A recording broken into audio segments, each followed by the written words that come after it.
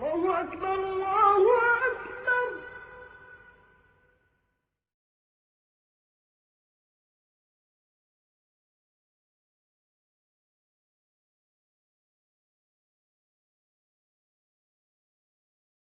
صحیح بخاری حدیث نمبر 192۔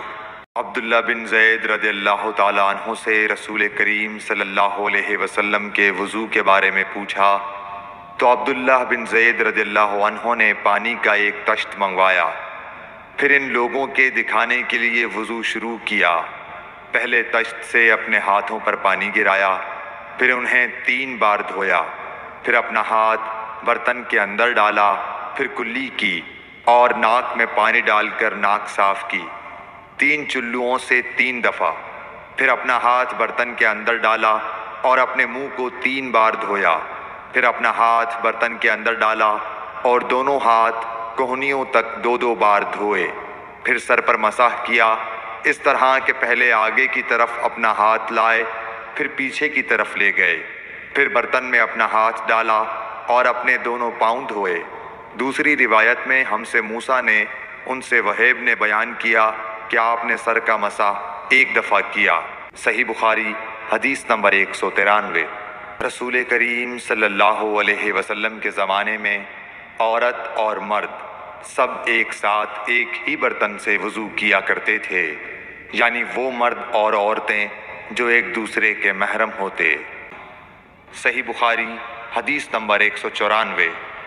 حضرت جابر رضی اللہ تعالیٰ عنہ کہتے تھے کہ رسول کریم صلی اللہ علیہ وسلم میری مزاج پرسی کے لیے تشریف لائے۔ میں بیمار تھا، ایسا کہ مجھے ہوش تک نہیں تھا۔ آپ نے وضو کیا اور اپنے وضو کا پانی مجھ پر چھڑکا تو مجھے ہوش آ گیا۔ میں نے عرض کیا، یا رسول اللہ، میرا وارث کون ہوگا؟ میرا تو صرف ایک کلالہ وارث ہے۔ اس پر آیت میراث نازل ہوئی۔ صحیح بخاری حدیث نمبر 195۔ ایک مرتبہ نماز کا وقت آ گیا تو جس شخص کا مکان قریب ہی تھا وہ وضو کرنے اپنے گھر چلا گیا، اور کچھ لوگ جن کے مکان دور تھے رہ گئے۔ تو رسول کریم صلی اللہ علیہ وسلم کے پاس پتھر کا ایک لگن لایا گیا جس میں کچھ پانی تھا، اور وہ اتنا چھوٹا تھا کہ آپ اس میں اپنی ہتھیلی نہیں پھیلا سکتے تھے، مگر سب نے اس برتن کے پانی سے وضو کر لیا۔ ہم نے حضرت انس رضی اللہ عنہ سے پوچھا کہ تم کتنے نفر تھے؟ کہا 80 سے کچھ زیادہ ہی تھے۔ صحیح بخاری حدیث نمبر 196۔ رسول کریم صلی اللہ علیہ وسلم نے ایک پیالہ منگوایا جس میں پانی تھا، پھر اس میں آپ نے اپنے دونوں ہاتھوں اور چہرے کو دھویا اور اسی میں کلی کی۔ صحیح بخاری حدیث نمبر 197۔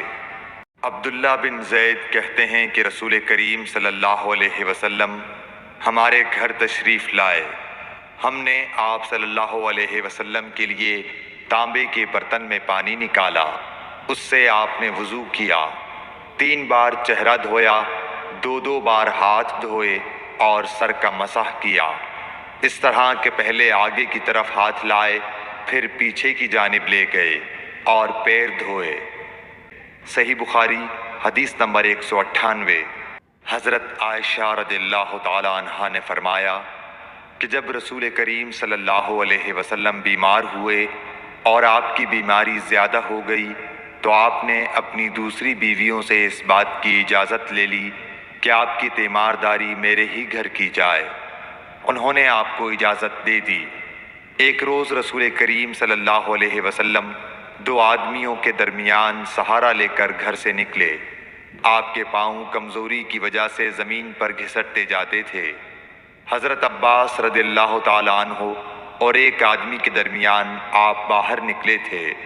عبید اللہ راوی حدیث کہتے ہیں کہ میں نے یہ حدیث عبداللہ بن عباس رضی اللہ تعالیٰ عنہ کو سنائی تو وہ بولے، تم جانتے ہو دوسرا آدمی کون تھا؟ میں نے عرض کیا کہ نہیں۔ کہنے لگے وہ علی رضی اللہ تعالیٰ عنہ تھے۔ پھر حضرت عائشہ رضی اللہ تعالیٰ عنہا فرماتی تھیں کہ جب نبی کریم صلی اللہ علیہ وسلم اپنے گھر میں داخل ہوئے اور آپ کا مرض بڑھ گیا تو آپ نے فرمایا میرے اوپر ایسی 7 مشکوں کا پانی ڈالو جن کے سربند نہ کھولے گئے ہوں، تاکہ میں سکون کے بعد لوگوں کو کچھ وصیت کروں۔ چنانچہ آپ کو حضرت حفصہ رسول اللہ صلی اللہ علیہ وسلم کی دوسری بیوی کے لگن میں جو تانبے کا تھا بٹھا دیا گیا، اور ہم نے آپ پر ان مشکوں سے پانی بہانا شروع کیا۔